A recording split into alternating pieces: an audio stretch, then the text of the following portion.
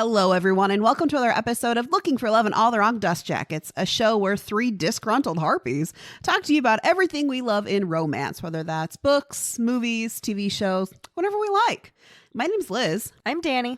And I'm Wiggles. And welcome to the show. Today, we're going to talk to you about the movie Austenland, based off of the book of the same name.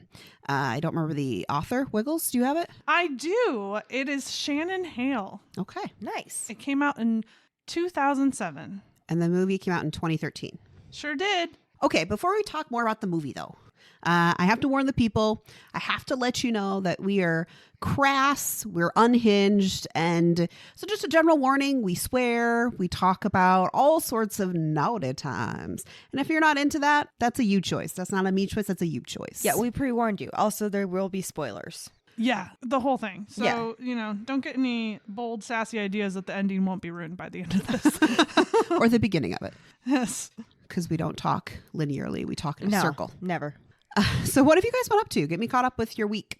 Well, I am just about finished with Not Your Crush's Cauldron, Oh, yeah. which is the third in the April Asher Witchy series. I can't remember what the series name is called, but it's the third of the Maxwell sisters, who's got an angelic love interest. Wink, wink, nudge, nudge. For those of you who have read the first, you know him as Vax.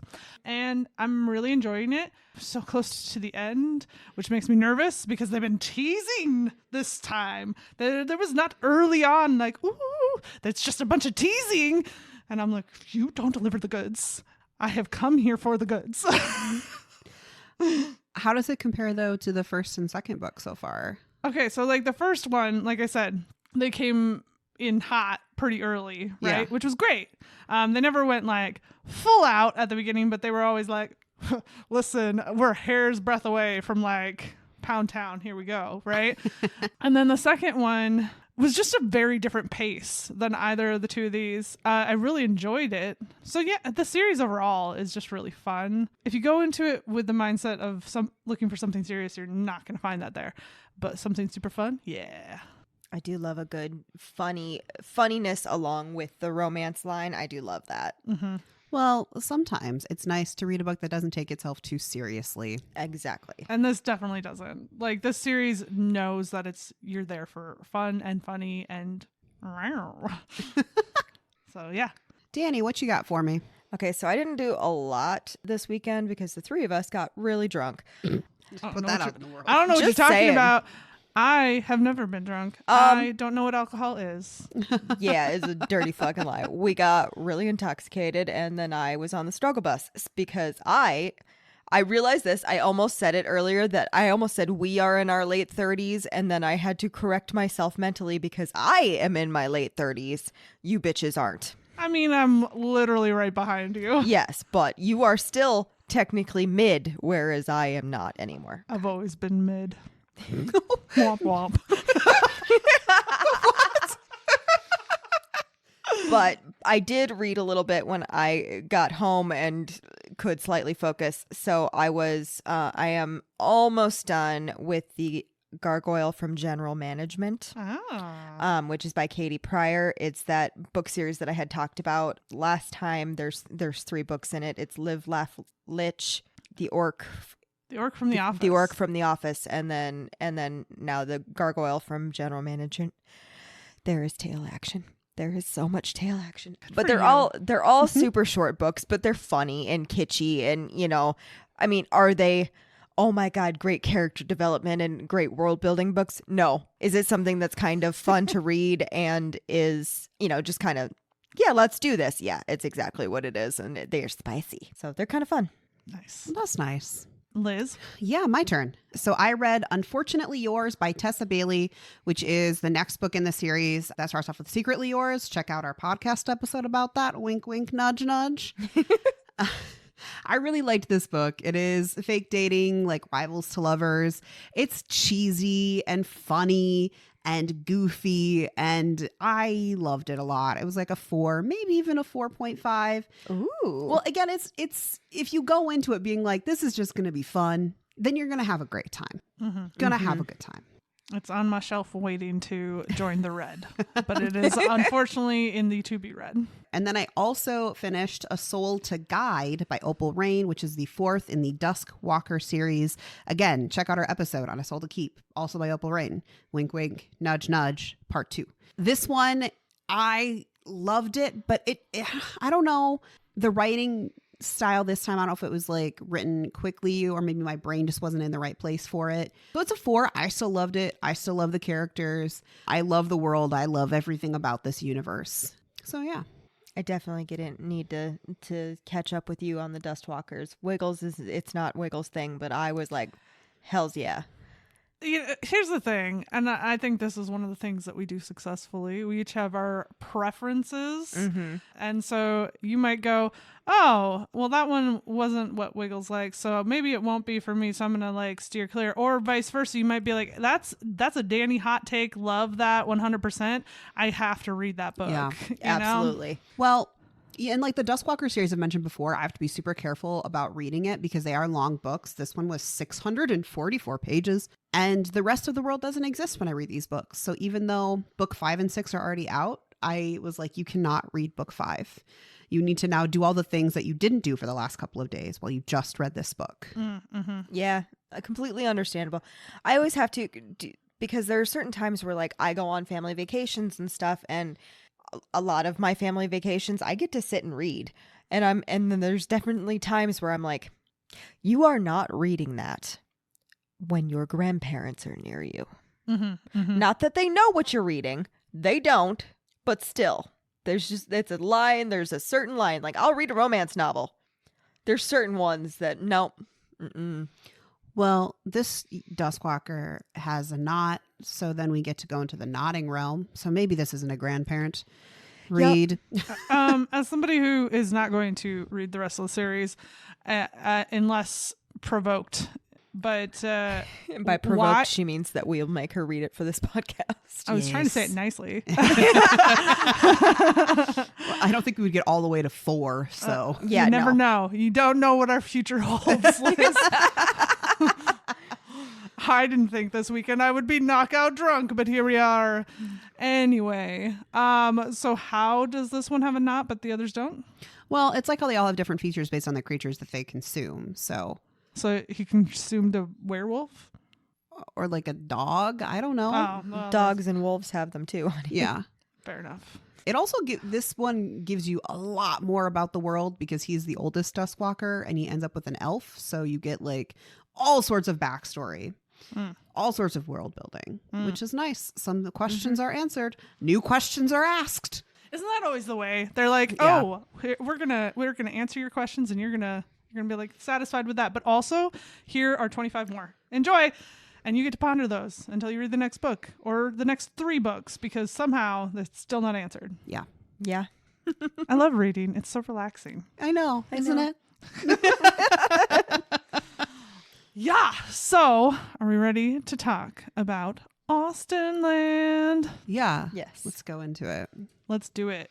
I will say, like, not even a spoiler, maybe like a precursor. If you've never consumed any form of Pride and Prejudice, a lot of jokes will go over your head in some capacity. So just kind of keep that in mind.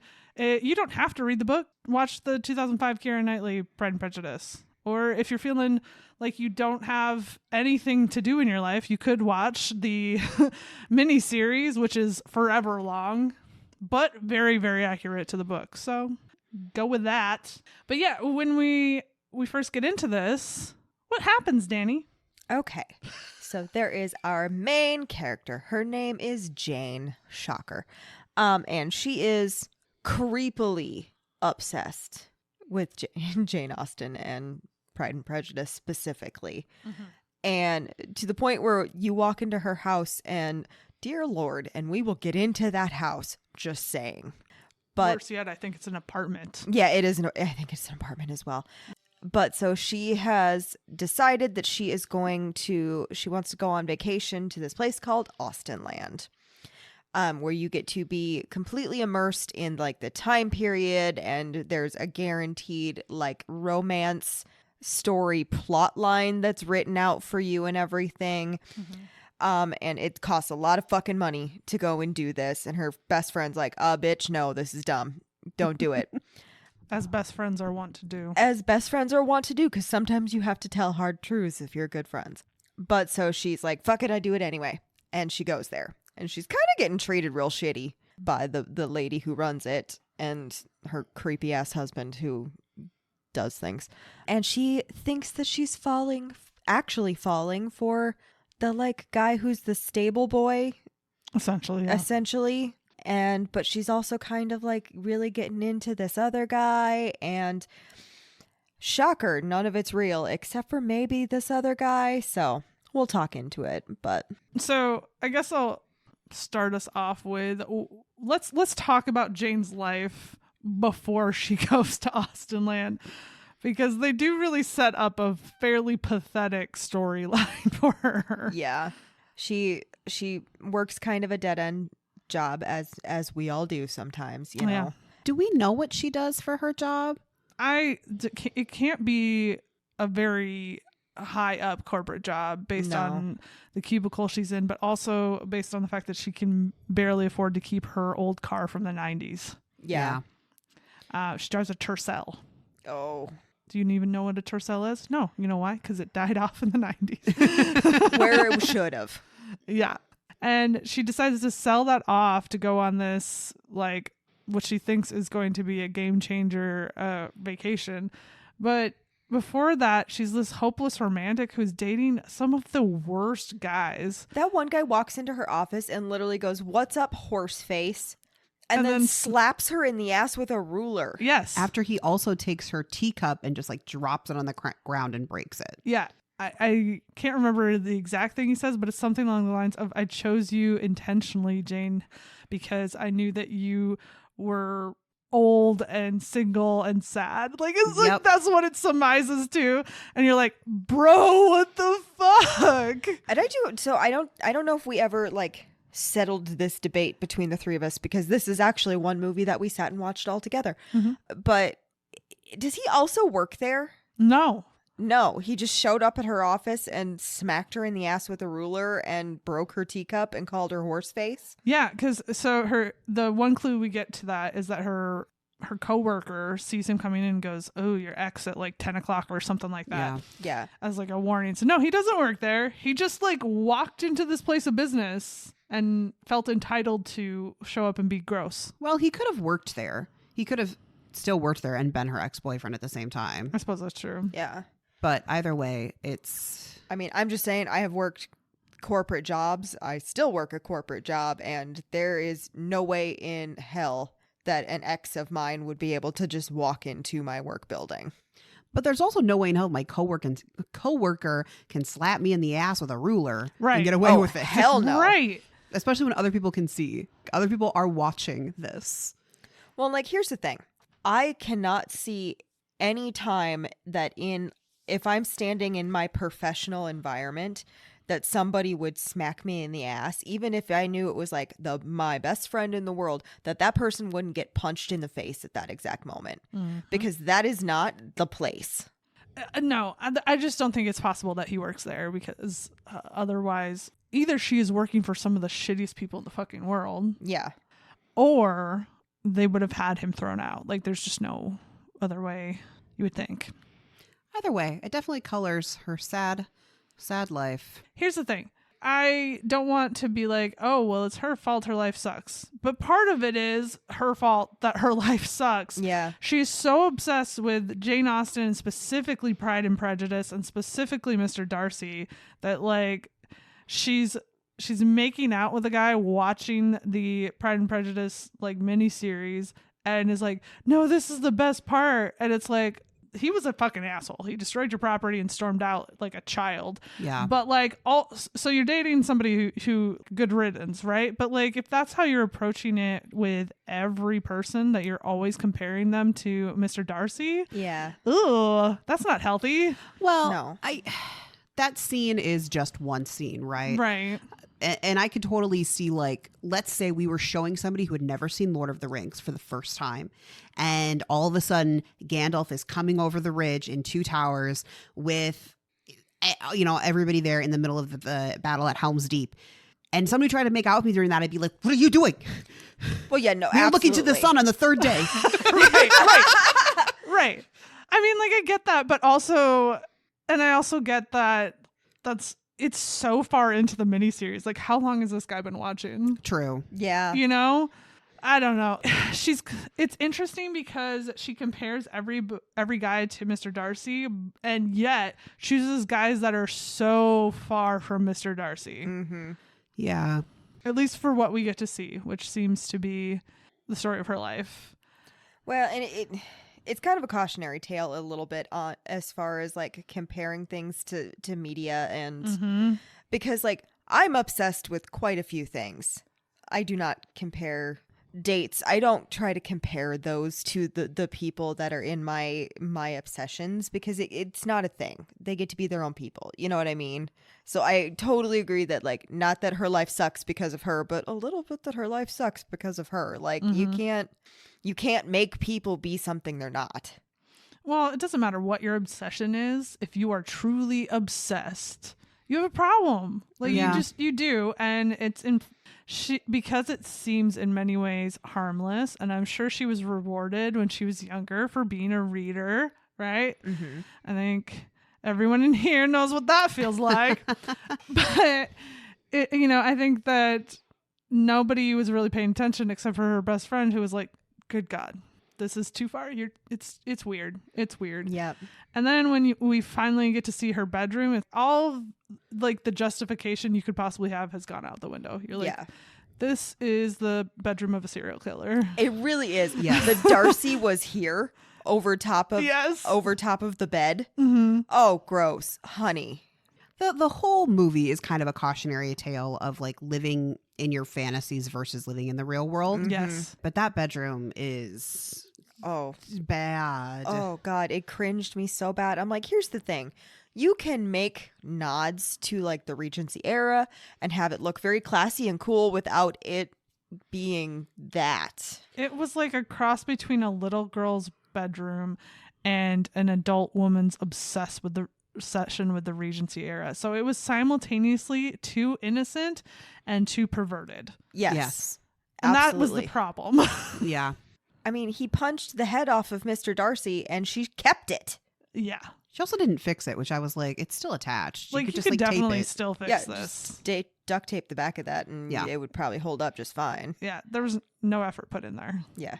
I think it was the glitter letters that really killed me. So Darcy was here is done in those big glitter letters that you can get to like paste on things, like the ones that are, like 6x6 or whatever. Mm-hmm. Over top of her bed. Over top of the headboard. Here's the thing. I'm not going to assume what she does in her free time. We don't get to see. But like, can you imagine you go to have sex with this woman?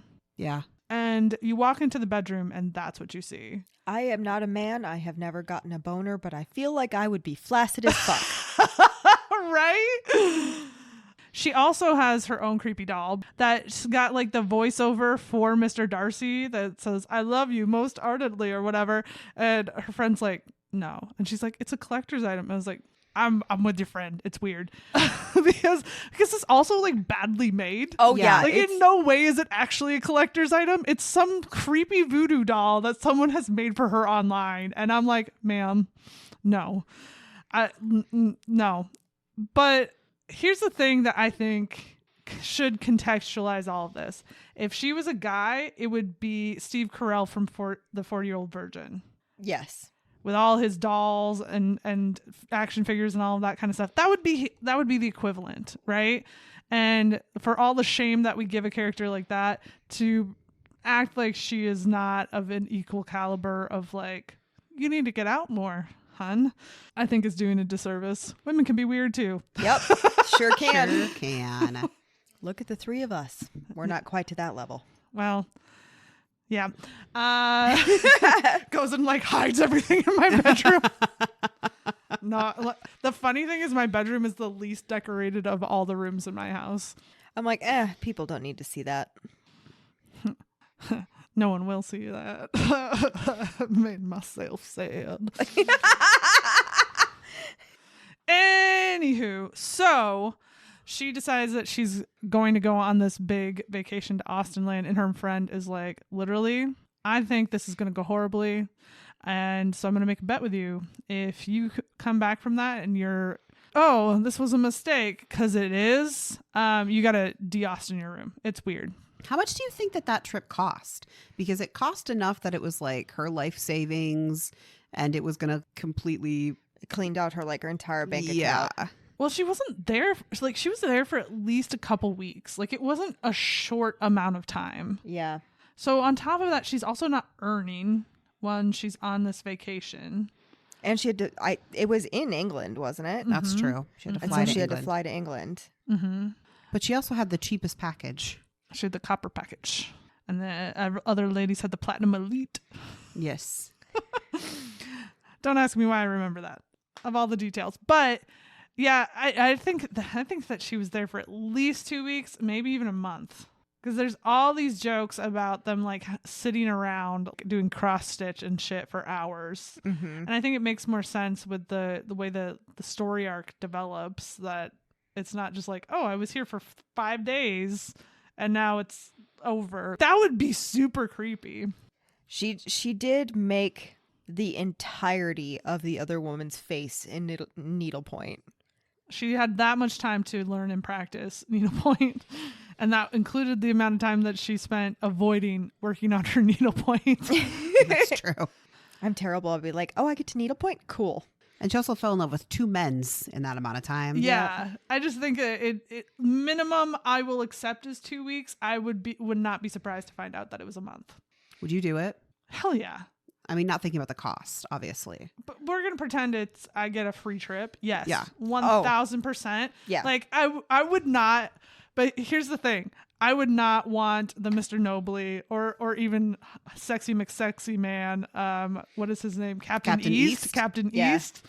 I mean, that's great. That's awesome. But the whole time I would be anxiously on the inside going, okay, but this is this feels gross. This feels a little bit like prostitution. Yeah, see, I'd be the same way. I'd be like, I don't want the romantic storyline. Can I just chill in a simpler time? I just want to hang out with Jennifer Coolidge as Miss Charming and Colonel Andrews. That's all I want. I just want to hang out with those two. They're my favorite characters in the whole thing. I don't know. I like the idea of being able to just get away and read my books all day and whatever. But the part that I would hate is all the dinner party stuff that they had to do. I'd be like, no, I don't know you people. Don't make me sit around and try to talk to you. That sounds terrible. I don't like a lot of reality TV, period. But if you told me that there was a love matching TV show where like a Love Island, if you will, only it was Regency era, I would watch the fuck out of that. Oh, I would too, actually. Especially if they had to follow Regency era rules. Yes! Oh, fuck yeah. It would be so much fun to watch. Especially if they're just as horny and inappropriate, but they can't be. Right? So you're no hanging out at the hot tub, having confessionals and then making out. No, you have to be staring at each other across the room. Yeah, I would watch the shit out of that. Yeah, I sure would. I would even be sign me up. I don't want to be out from the outside looking in. I want to be in the middle where all the tea is happening. Yeah, you would be in it, but to not get your own romance. No, You'd be I'm just here to watch it go down. I'm just here to fully be Mrs. Bennett making matches. That's my... See, and I'd fully be there to be Penelope Featherington and yes, whistle down that shit. Oh yeah, every confessional would be did okay, you so. see? I'm just saying someone needs to create this shit because it would be gold. Mr. Rose told me when we were outside in the garden that he accidentally Yes. saw somebody's ankle. Yes. Well, yes, they all have to have pseudonyms as well. Of course. It's mandatory. This is my dream now. Great. I don't know how to make it happen, but it's my dream. I want you to create this series just so I can watch it. Just so I can be the nosiest bitch up in that bitch. Oh, wow. What a time. Well, moving on from that lovely debacle, I think we should talk about Jennifer Coolidge's character because I fucking love her. She makes the whole movie. Oh, yeah. Without her, the movie sucks. Like, I'm just going to be so honest. If you take out every part that she's in, making it funny as shit, it would be like such a meh movie. But she elevates it to like top tier. It's so funny. So one thing I love about Jennifer Coolidge, she can be the totally biggest bitch on the planet. She can also be the most genuinely sweet character in an entire movie. And you never know which one's coming. Yes. Until it's there. Because I really thought for just a second, I was like, oh, she's just dumb and she's going to be an asshole this entire time for just a hot second. And then she was the most genuinely sweet person in this entire movie. Still dumb, though. Still dumb. Oh, yeah. Dumb as a box of rocks. Dumb as a box of rocks. The comment about, oh, they want me to tell you that the chamber pot, you don't use the chamber pots in your room because they don't know what to deal with when it's piling up because the toilets actually work here. She had been there for like a half an hour. Right. How'd she pile that up already? That's the implication is that she's already piled it high. So you're like, ma'am. Oh, God. And just the things that she says, like, in general, she's like, you're up here in the creepy tower. Don't kill yourself, Jane. Think about all those people who hang themselves. And then the next day, they feel differently. But they can't do anything about it because they're dead. And you're like, what?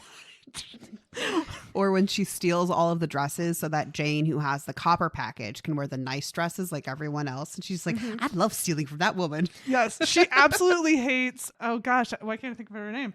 The lady who runs it. No, not the one who runs it. Lady Amelia Hartright. Oh, Hartright. yeah. Yeah. Because she calls her Fartright. She loathes her.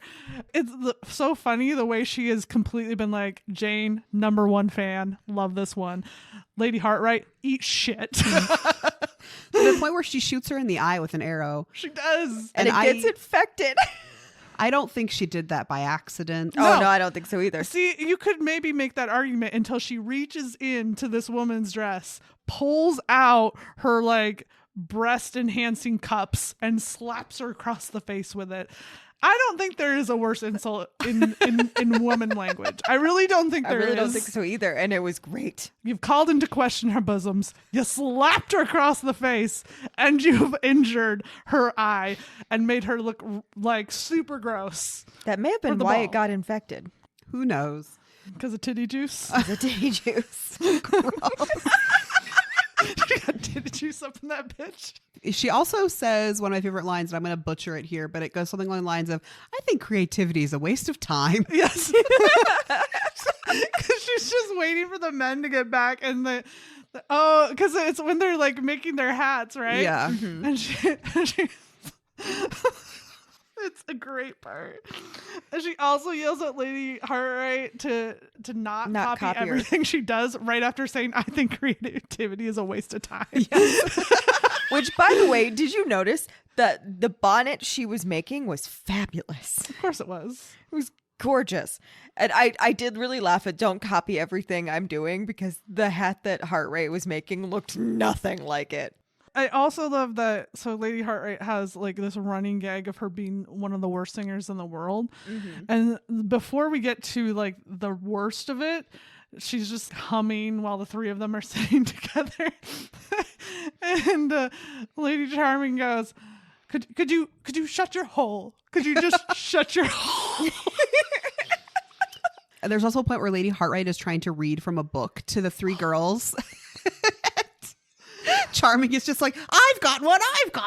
Just like starts talking over her the entire time. Yes. Yes. And she's like, Jane, listen, if I were to sleep with you, I would actually speak with you the next day, unlike any man you'll meet 100 years from now. and then Jane has to explain to her, she's like, I don't think Mr. Darcy would have said anything like that. They never would have even been in the same room alone together. The look on her face is one of just like pure disappointment. Like, I thought you were on my side. Oh no. Oh, she's so good.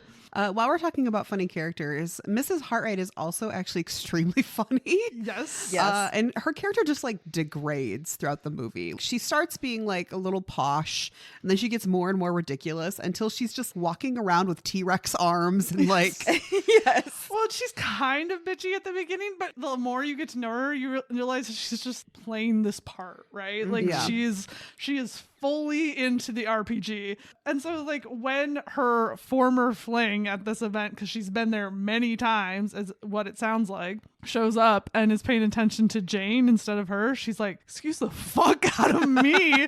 And is just stuffing her face the whole time. And I'm like, I get that though. yeah. I really love the reveal of so Jane and Lady Hartright get into the carriage to leave Austenland, and she like slumps down and starts talking, and you find out she's not British at all. She's an American. And her husband is very old. I just love the way that's delivered in general. There's no context, no one questioned anything. She's just like, my husband's old.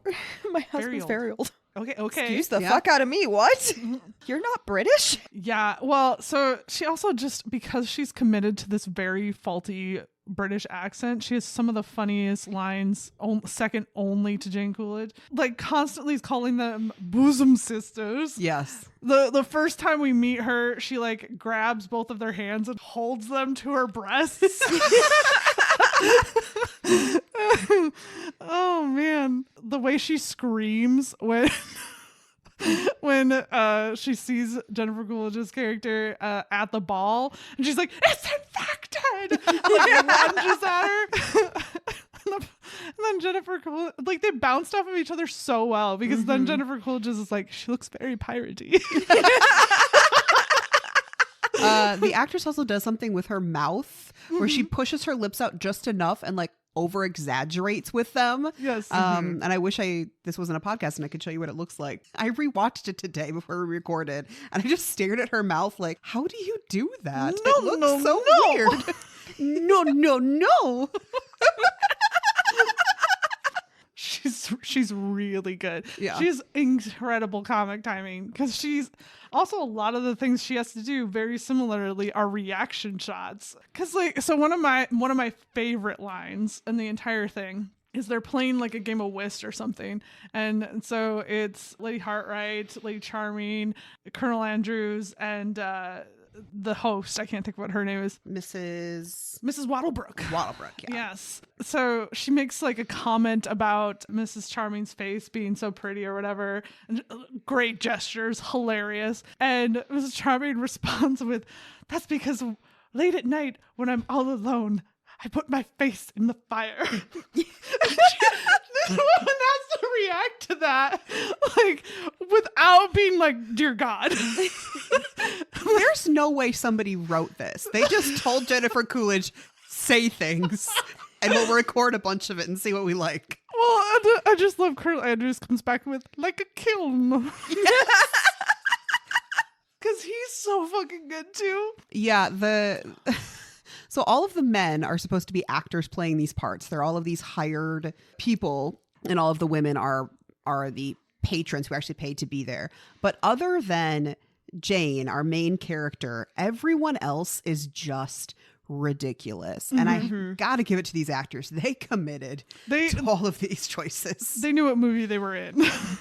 I guess Mr. Nobley is not over the top. Yeah, no, he's not over the top. But even he like has his moments where you're like part where he's acting with her in the play, or the part where he's reacting to Jane's well chosen or not well chosen, depending on which character you are, song that she's forced to play. He definitely fully is bobbing his head along. He's like, yes, this is a banger. This is the song of my people. One thing that is true of every interaction that they're supposed to be having at this campus where they are having the Jane Austen experience is that you're supposed to constantly be in manners of the time. So Lady Hartright's like the only one doing it right, technically. And so she's at the pianoforte singing her songs horribly, like a dying goose. Yeah. And Colonel Andrews is finally like, reached a breaking point, and he's like, dear fucking God. And he's like, Jane, you should do a song. And she's like, oh, no. I don't have any songs. And Lady Wilesbrook is like, I insist. And it's like goes full Viper on her, right? Because she's a bitch and she's constantly trying to pull Jane down when she's really trying to fly under the radar there. Well, I mean, she's in her mind, she's doing her part. She's doing the evil mama character, right? Who is shitting on the like orphan that we just took in and we have to take care of, but they're not really our priority and don't get in the way. Right. She knows what characters she's supposed to play, right? Mm-hmm. And so she forces Jane to go play piano, and slowly but surely, I mean, anybody who was a millennial immediately knew the song, but like you might not recognize it directly right away, but all of a sudden you're like, oh, It's Getting Hot in Here by Nelly. She's like, I can only play one song on the piano. And she's like, oh, it'll be fine. Do it. I go sit down at the piano, and you can tell she's like, this is not going to go over well. Nope. It felt, well, and this is kind of true of the whole story because we haven't talked about it too much, but they do definitely try very hard to sort of give her the Elizabeth Bennett story. Yeah. And so this is the equivalent of, I keep wanting to say Lady Danbury, but that's not it. Lady Catherine de Bourgh forcing Elizabeth to play the piano, right? Mm-hmm. But it's really funny. I do want to talk about a little bit about, so they're in this gorgeous house. And because Jane got the copper package, she's in a much smaller room and everything. And they kind of make it seem like it's supposed to be this terrible room. That room was actually lovely. I would have been happy as a clam in there. Well, I think at first Jane is too. She's like, oh, this is still nice. Yeah. Yeah, it's nicer than her room at home. For sure. This is like what she should be attempting to do with her room. Exactly. Yes. Like it was small, sure, especially compared to the other women's and everything. But really, you're not going to be spending that much time in your rooms anyway. So I would have been happy as a clam with it. It's cute. It's nice. It's clean, you know. Well, and the class difference between Jane and Lady Charming and Lady Cartwright is very clear, right? Like it's clear that they have no concept of money, and she's just like, okay. Especially because Lady Charming ends up, her real character, buying Austenland at the just end outright. of the movie. Just wants to buy it and does, and then turns it kind of into a theme park. Yeah. I mean, it's definitely not doing what it was doing before, but also what it was doing before was not appropriate. Yeah, no, it's not. It does kind of push, as you said before, it kind of pushes on prostitution, even though they're not supposed to touch each other. They're not, that is 100% a rule that is laid out from the very beginning, is you will not be touching them. There is no kissing, that kind of thing. But they definitely took it beyond what they're supposed to, too. Well, nobody stops East from doing a goddamn thing, no matter who it's with. Yeah. Well, he seems to be the star of the entire ensemble. Yes. Because he's also an actual like soap opera star or something like that. Yes. And a regulation hottie. Like, god damn.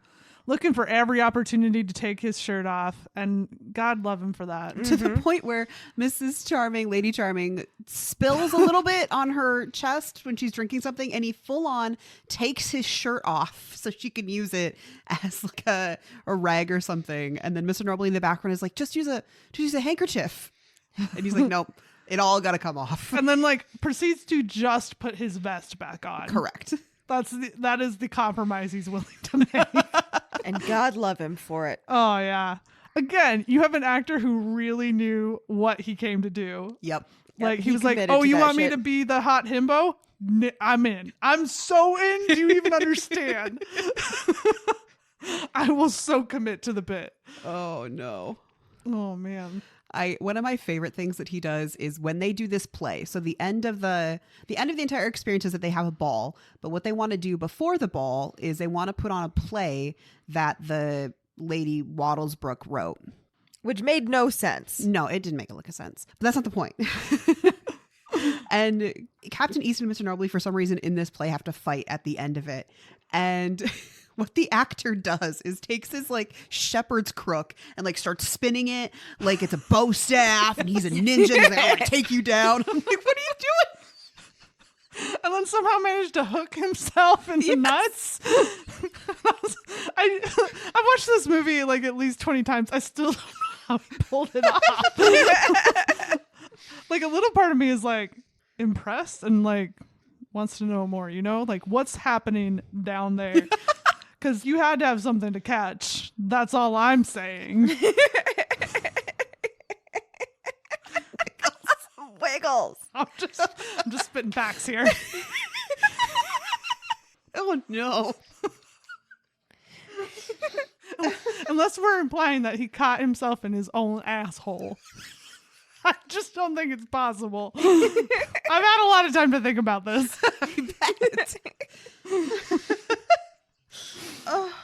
Oh, I also noticed in the play when Captain East dies, so everybody dies at the end of the play except for Lady Charming as Aphrodite. He dies fucking ass up like a toddler who's sleeping face down, ass up. After he's somehow in his death throes managed to take off his shirt again, which was already not covering almost anything.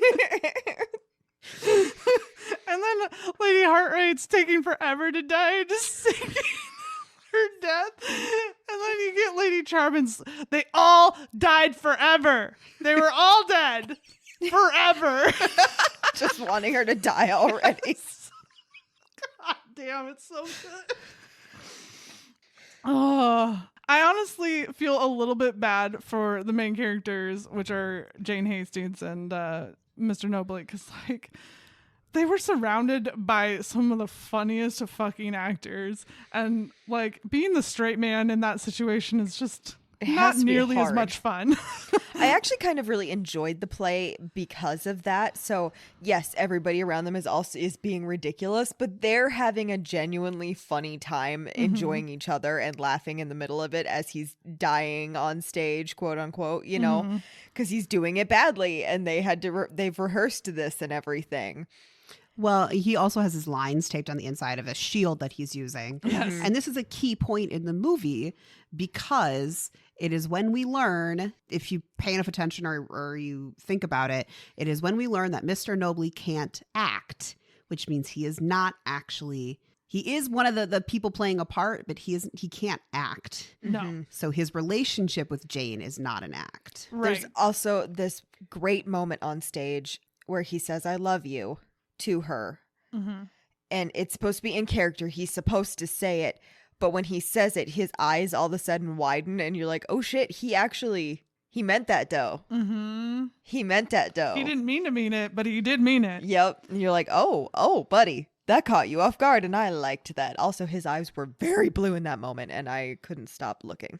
And the thing is, you couldn't have this movie be good in spite of how amazing this ensemble cast is without them playing the straight man, because otherwise you wouldn't get moments like when Miss Charming is trying to play footsie with Nobley under the table and he's just like horrified. Or like later on, early on into the introductions, though, Lady Heartright says something about, wouldn't you love to take a turn about the garden or something like that? And Mrs. Charming goes, I would love if you were to turn me upside down in the garden. And he's once again like, oh God. Oh no. Plus, this is one of my favorite lines in the entire movie. So she pretends that she has something in her eye while simultaneously shoving Nobley's face into her titties, right? Yes. And I'm like, good on you, girl. You know what your assets are and you know how to play them to your advantage. But he finds a way to like extricate himself from that situation, and Andrews is like, I should handle this. I'm a military man. I never shirk duty.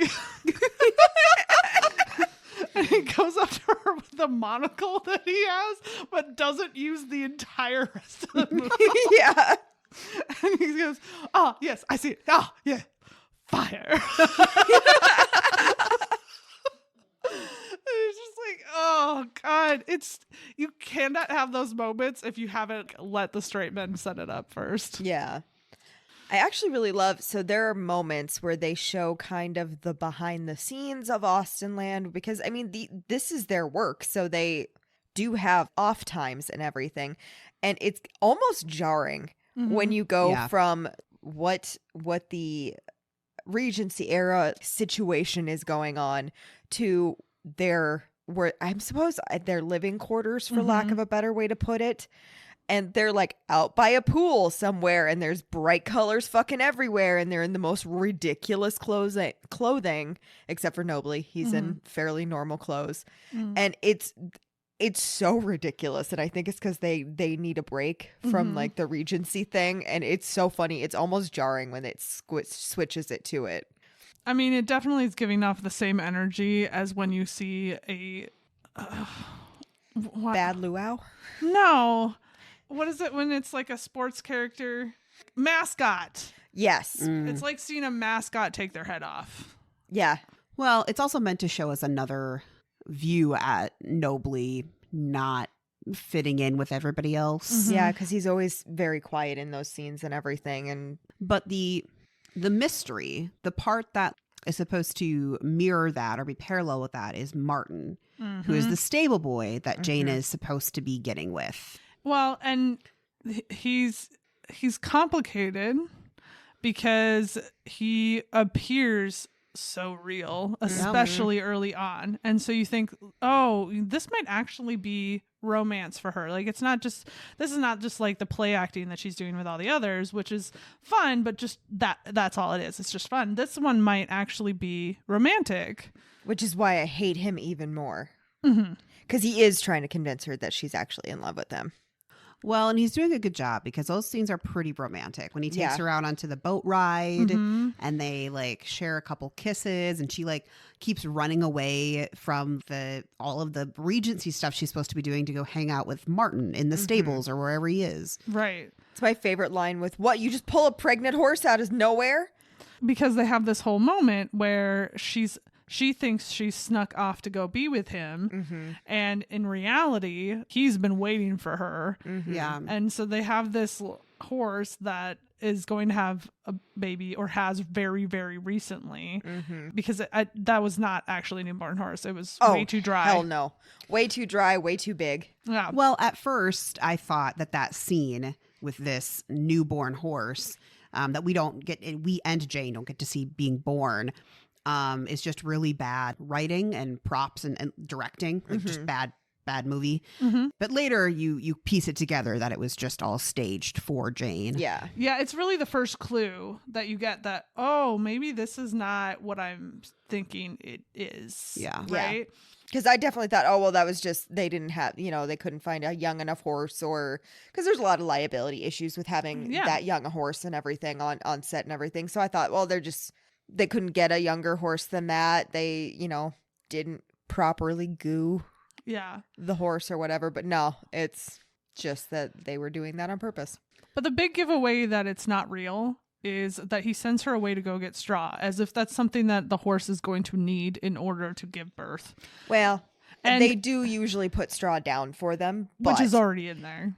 Which is already in there, 1, 2...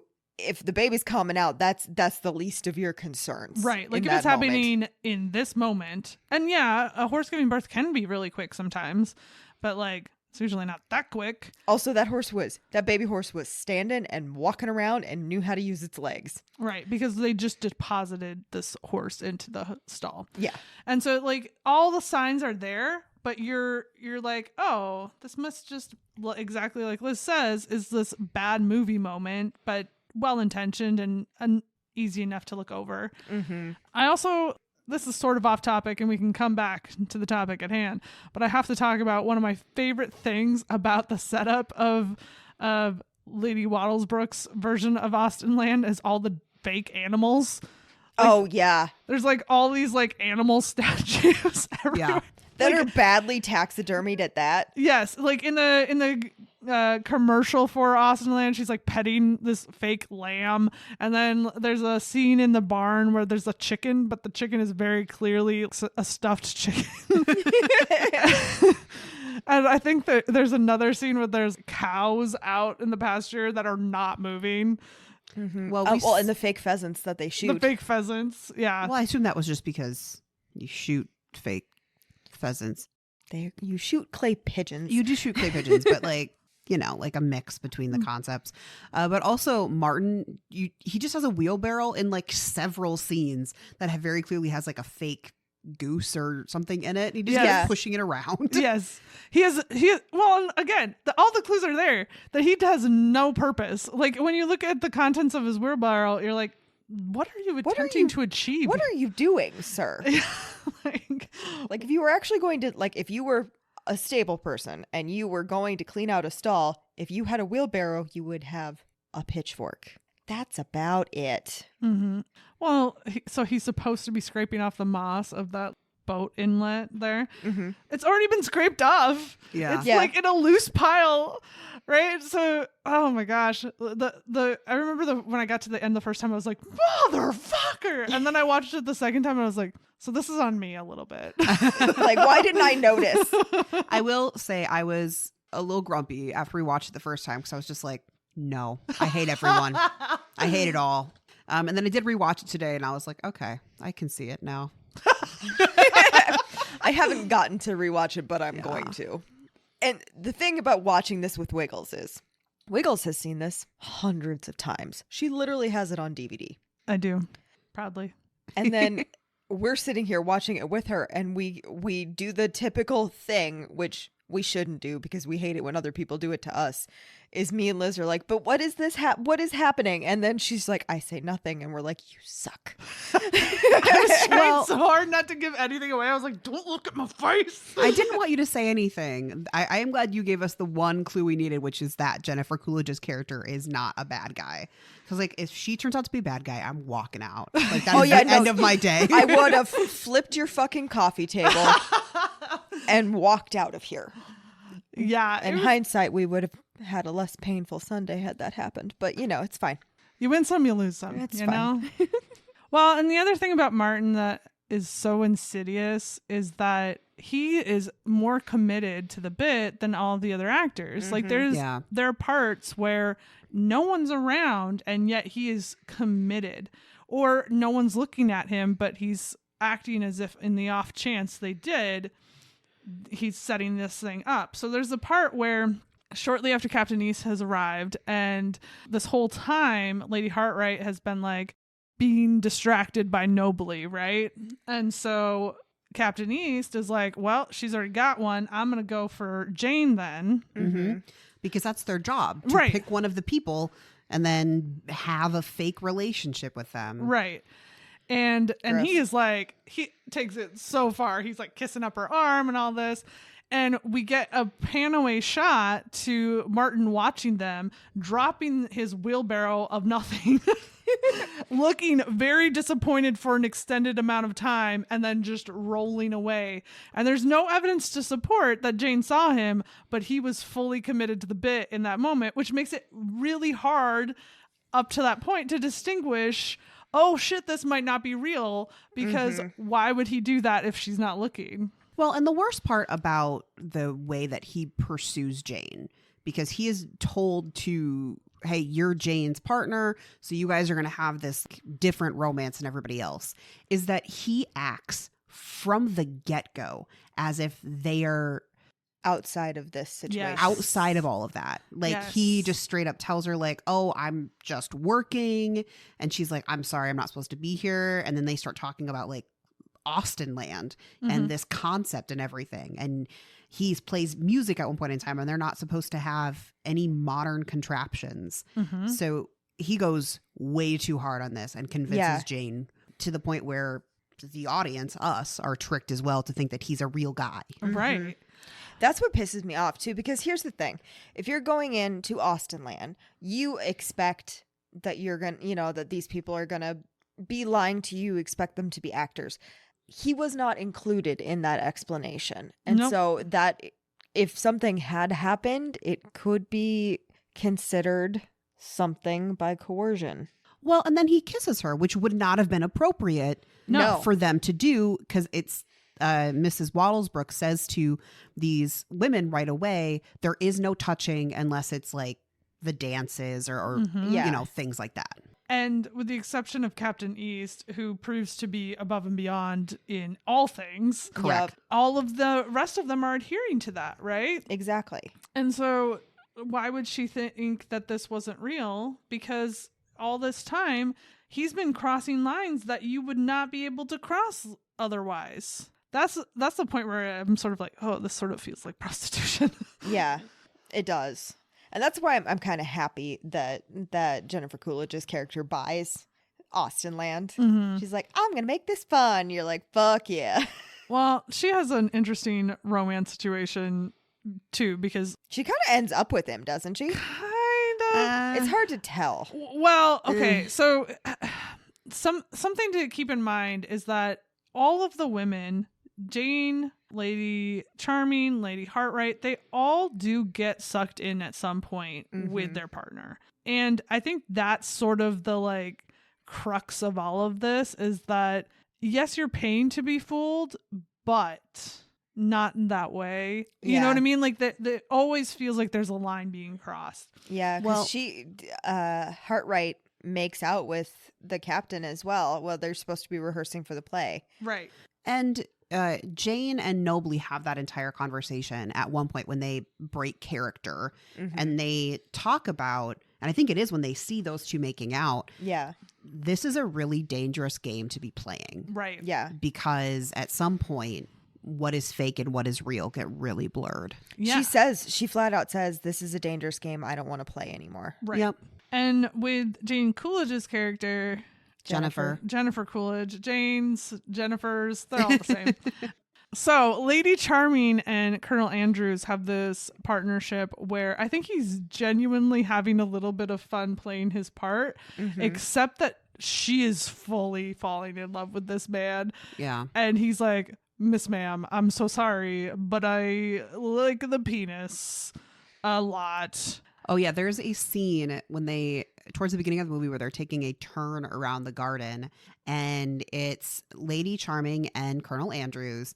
And the camera focuses in on one of the footmen who winks. And it's hard to tell based on the camera placement if he's winking at Lady Charming, which is probably at the first watch who you think he's winking at.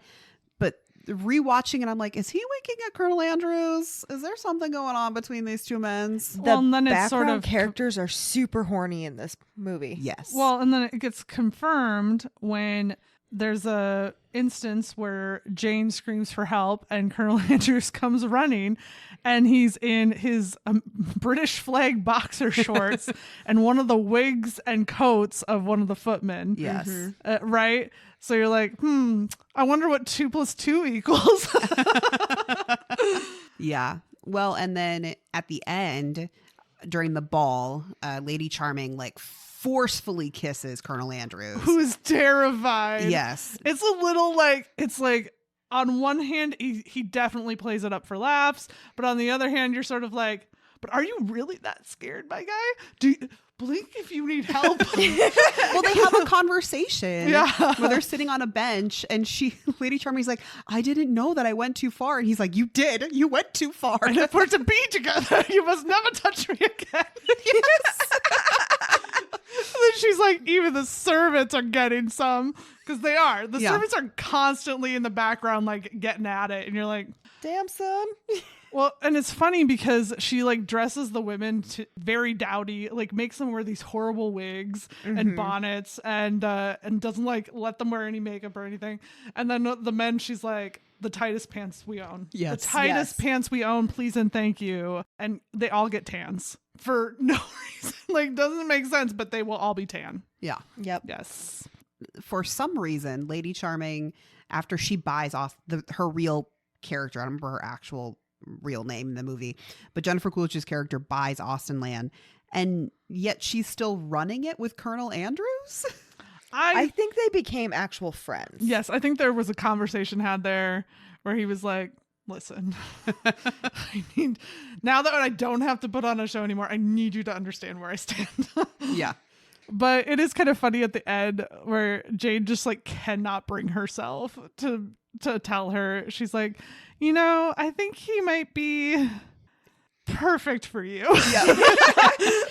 And Lady Charming's like, oh my gosh, thanks. I thought you were going to say he was gay. Yeah.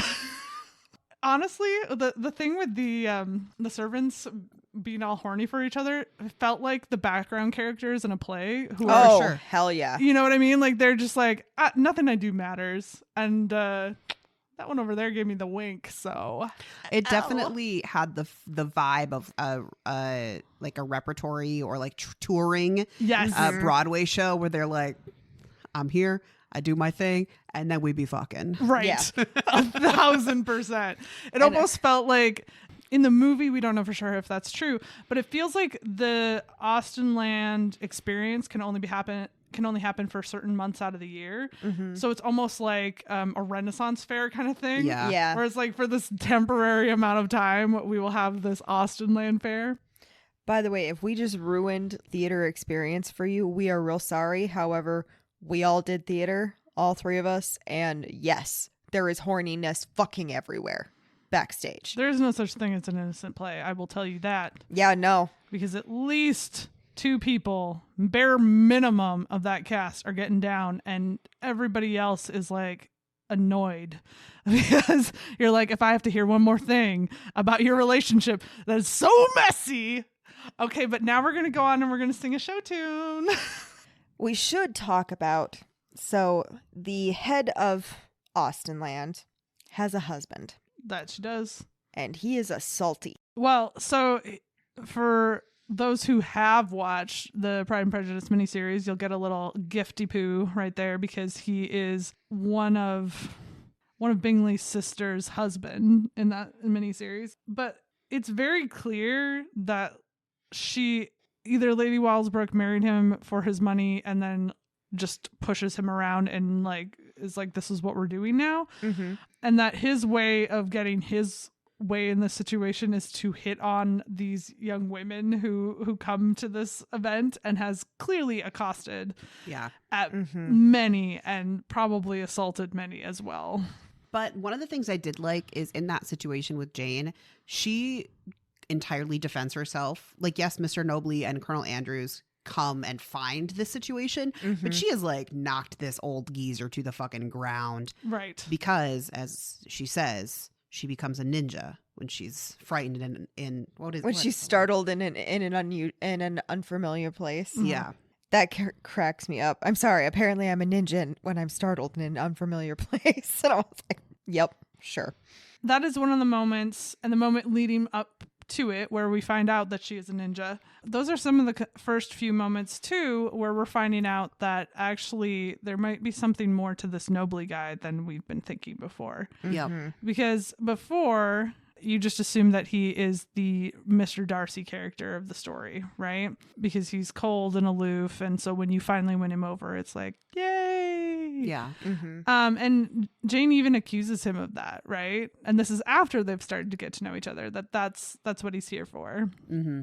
But he, in both of those moments, does not have to be as earnest as he is, which again could be an act. And that's the whole tricky thing throughout the entire movie. Mm-hmm. You're like, what is real though?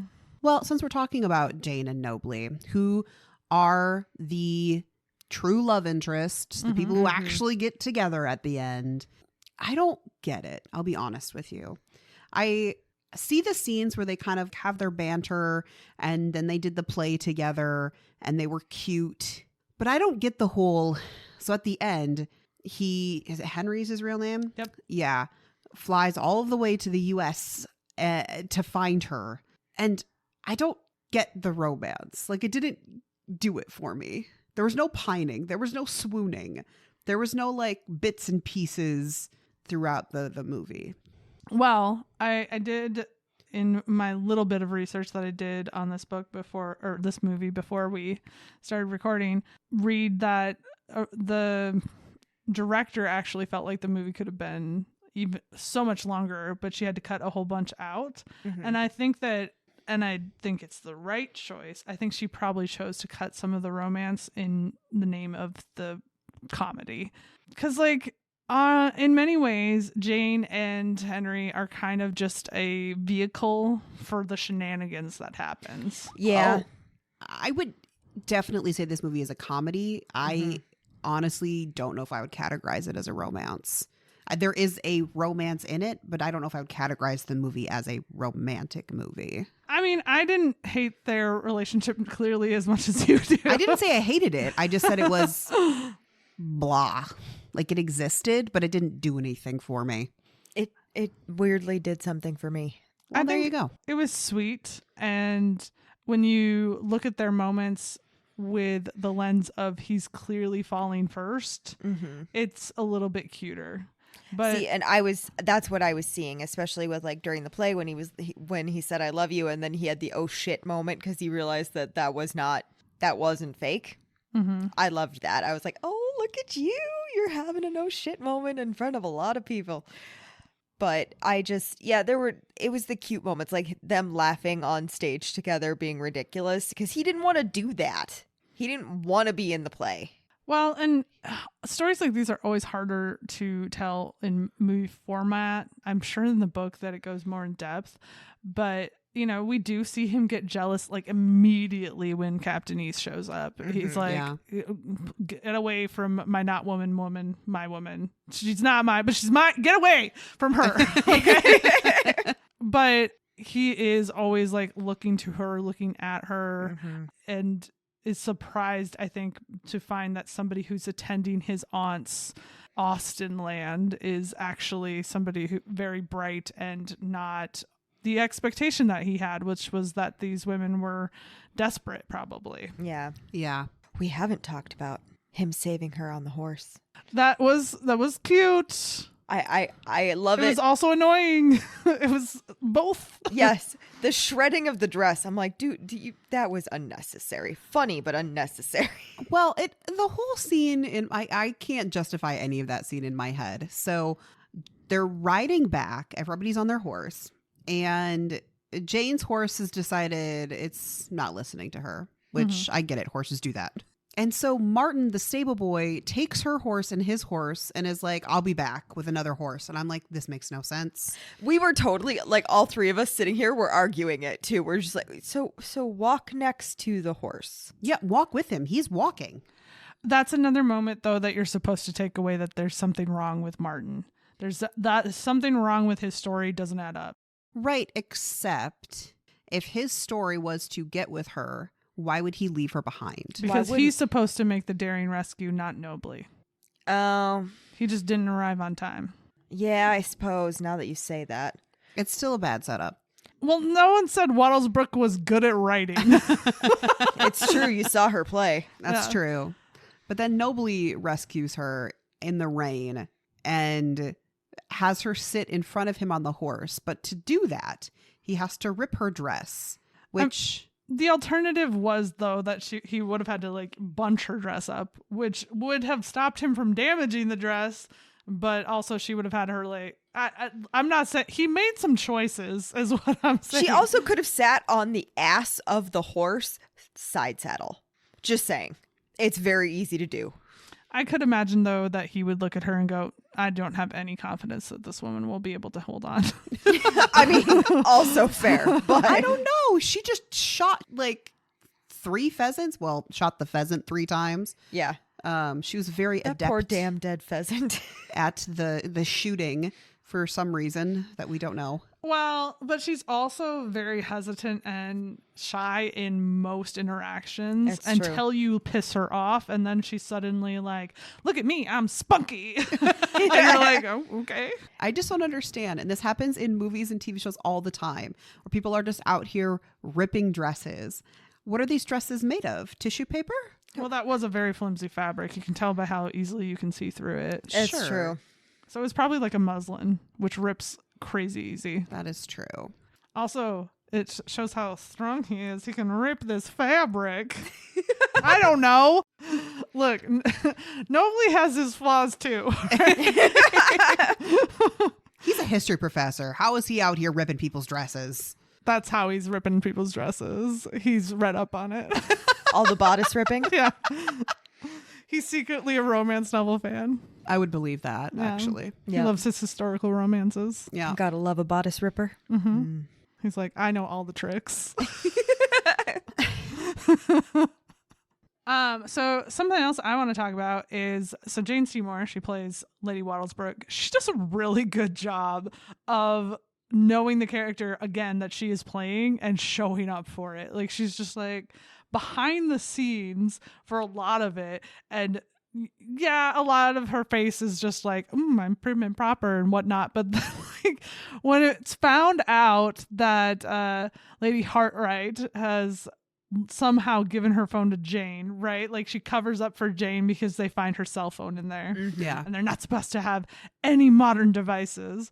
The way that she turns up her acting so quickly and it's like, oh no, this is terrible.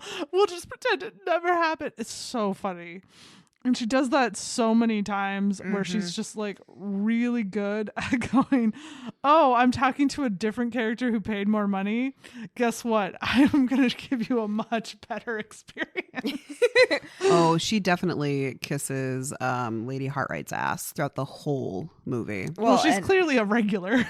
Yeah, and as you find out, Lady Hartright's been there just a bajillion times. Yes. I also the dressing scene when Lady Charming and Jane are getting their clothes and everything, she's like helping Lady Charming pick out all of these dresses, and Jane gets literally like one brown dress, and it's like, oh, you poor thing. But then Lady Charming steals her all of these dresses, and we get to have a makeover scene, Yes. which then leads to Jane flirting terribly with everyone. Yep. She's like, fuck it, I'm doing this. It does not matter whether you're a main character or not, whether you're a servant, what gender you are. She's in it. She's like, I am in love with you also. My favorite is when she goes up to Lady Hartright and just like strokes the back of her hand across her face. And Lady Hartright's like, I'm shocked, but I kind of like this. There's a different version of this story where it plays out where Lady Hartright and Jane fall in love. I'm just saying. I would love that story. I would watch the shit out of that too. I would love it just as much. You get a little bit of where this could potentially go, because after after the cell phone situation and Captain East has shown up, Lady Hartright pulls her into this random room and is like, gives her this whole speech about being a bosom sister, and the two servants are just stuck there watching like, this is about to go down. And then instead it's just her trying to like blackmail her into giving her Captain Ease. You know, this could have gone a different way. It really could have. It really could have. It was very much giving. So in Queen Charlotte, when all the servants are like around the dinner table when they're about to bone down, Yes, they're like, leave, and it's like, oh my god. You know, there's been a number of movies that we've watched where we have said there were moments when, like, typically the two female leads where I'm just like, are you two getting together? Please. Is that where this is going? I think that's just us mentally going, hey, Hollywood, you could give us more funny lady romance. Yes, please. please. And thank you. Yes, please. We would love it. Sadly, no. Instead, she fell for Mr. Nobley, I guess. Whatever. He's cute. He is cute. Especially at the end of the movie. He looks a lot like Tom Hiddleston. And I'm just like, you're very nice when you're like in your civilian clothes. While I do get your complaints about him, you got to admit that ending is very sweet. I think that he fully is just like, whoa, I have not met somebody who made me feel this way, at least in a very long time, because his either wife, partner, girlfriend, something like ran off with his best friend. We get some lore there earlier in the movie. And this Jane is just come into his life and is shaking things up for him. And she's like, this was kind of insane. You do know this, right? Like, you could have just mailed this to me. I'm not going to actually sue your aunt. Like, it's fine. He's like, I'm not here for her. And then he has this great line where she's like, no, this is insane. You're not supposed to actually have your fantasy. And he goes, did it ever occur to you that you might be my fantasy? And I think that that's maybe the lens you have to readjust in order to understand why their relationship works. Because while she was having a moment of like, oh my God, he's the Mr. Darcy fantasy, he's having a moment of like, oh my God, this girl is my fantasy. It's true. She does really fit the Elizabeth Bennett vibe. Very much. And as a history professor, I'm sure he's read all of the books. Yeah. One can only hope. Well, and I do really like her line where he's like, my name actually is Henry. I'm a history professor at Oxford. And she's like, oh, that's really nice. This movie is definitely one that you need to watch several times. Yes. One of those times you have to have subtitles on because they're just, things come at you hot and fast. It's true. But their lines are so good. And every time I pick up on a new one that I've somewhat missed or a look that I've gotten from a character, I'm like, yay, more lore. I've noticed it before multiple times, but I love the part where they're running after the play is done and she's like, a man and a woman can only be together when they're in motion, right? And it's a very cute scene. And that is one of the best, honestly.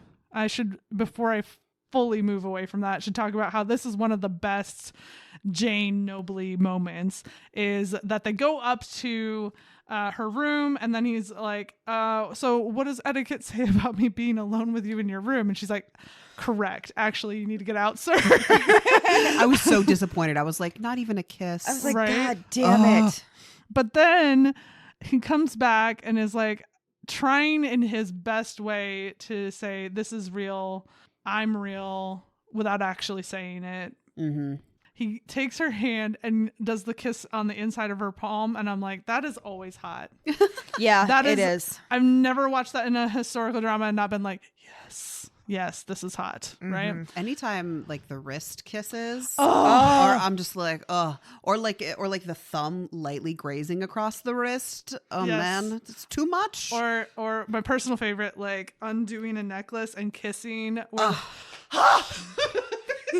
Or like in The Duke Who Gets Desperate, putting the necklace on and kissing. Yes. Oh, that was good. That was so good.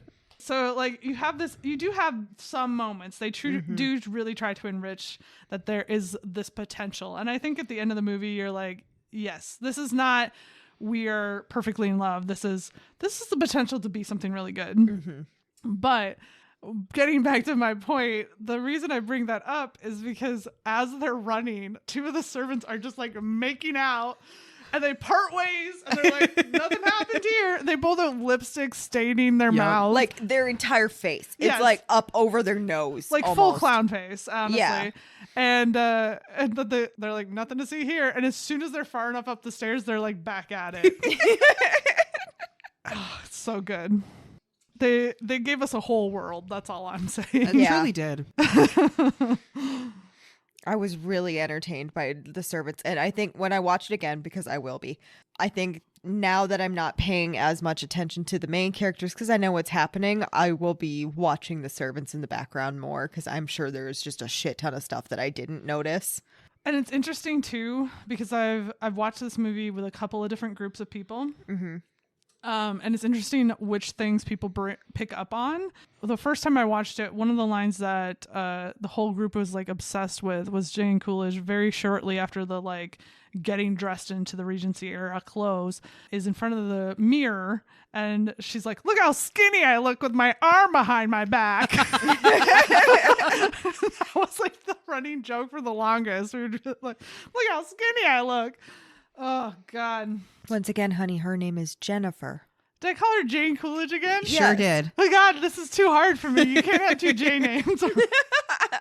I will say the one thing that I don't think makes a lick of sense, and I think it purposefully doesn't make sense, is there's not supposed to be, again, any modern contraptions, except Jennifer Coolidge has a full-ass TV in her room. She does. Which is conveniently playing Captain East's, like, I Soap think it's opera. a soap opera, right? It looks like a soap opera. Right?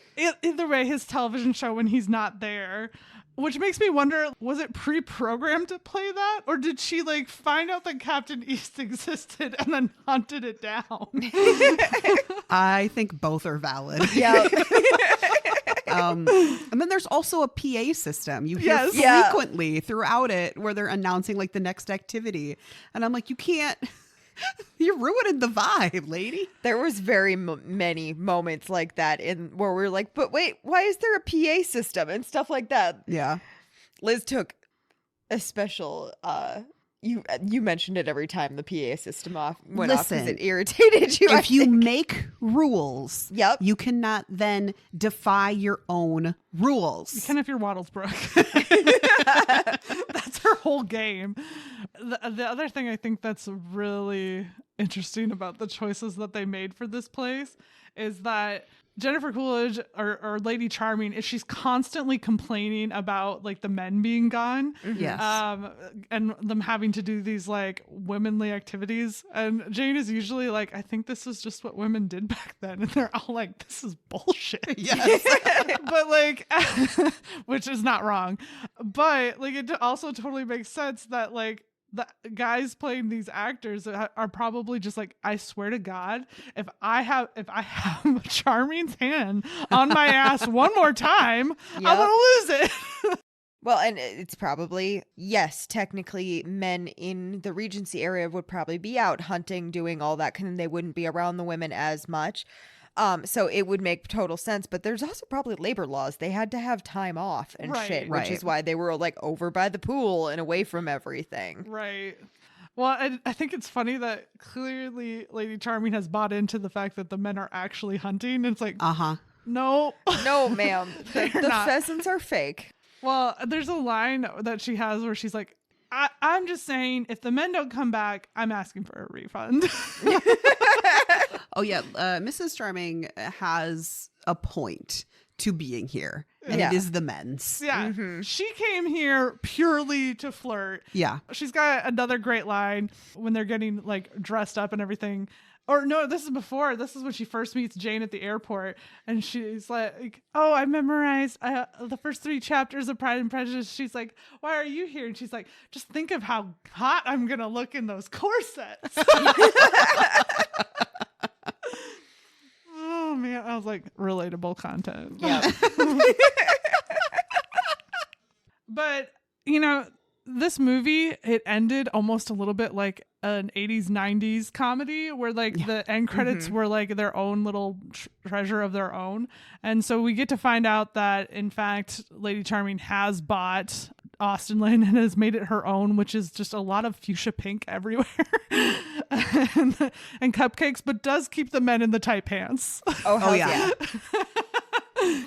And I approve of that message. But then it just, when you think, oh, okay, it's like actually done now. Where we do get to see Nobly and Jane together at this new Austenland supporting their friend. To be fair, that's when I bought into their romance more than any other time. Is when they're just like being cute at the theme park together. Mm-hmm.